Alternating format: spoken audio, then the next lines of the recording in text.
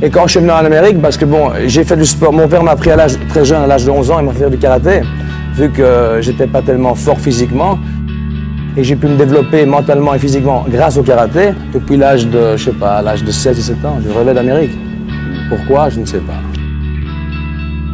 C'est-à-dire que je crois que dans la vie, on a tous une mission à faire.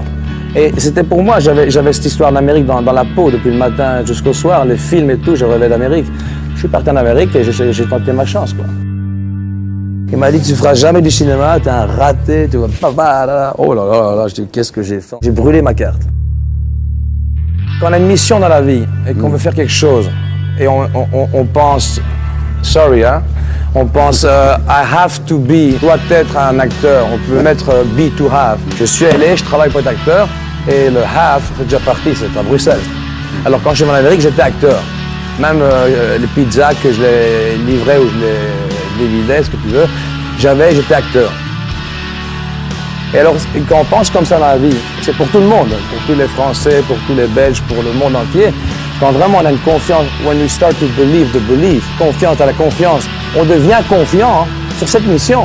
Il y a beaucoup de gens qui disent, un jour, peut-être que ça, il n'y a rien qui se passe. Il faut être persévérant.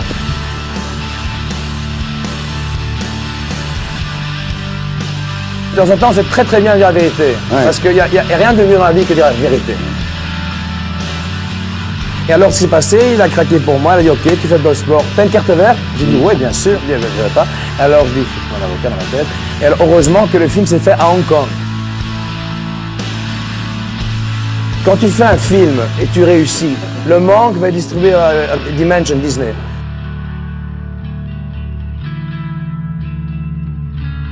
La coke, faut pas toucher, c'est de la merde. J'ai essayé, moi, de la battre. On peut pas la battre. Alors, elle devient, quand on la connaît, elle devient un compagnon qu'on touche pas. Je suis allergique à la coke. C'est très simple. Et c'est pour ça que je sais parler maintenant, je suis en forme, j'ai peur de personne, je suis fort dans les yeux, parce que je fais pas de coke, tu vois. Bon, je parle un peu vite. C'est pas un problème, non? Pourquoi? Voilà. Je mange que des légumes. On fait partie d'un monde de violence. On peut pas dire aux enfants dans la rue, sors dans la rue, ça va être Disneyland. Non, il faut dire à l'enfant qu'il y a de la merde dans la rue. Il y a de la coke, il y a ceci, il y a cela. Il y a beaucoup de dangers. C'est la jungle.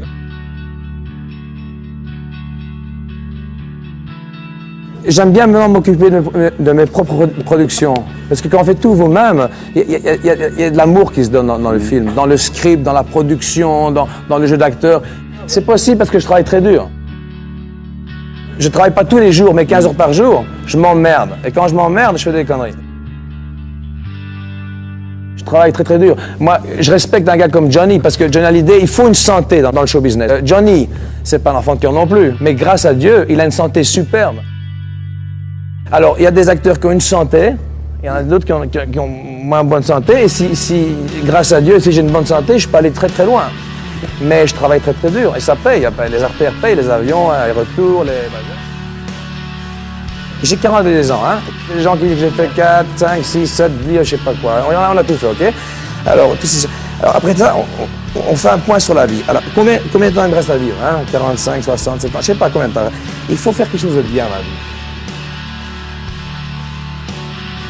Elle est sincère, c'est une mère de famille. Elle est parfaite, elle est parfaite. Elle fait du mal à personne.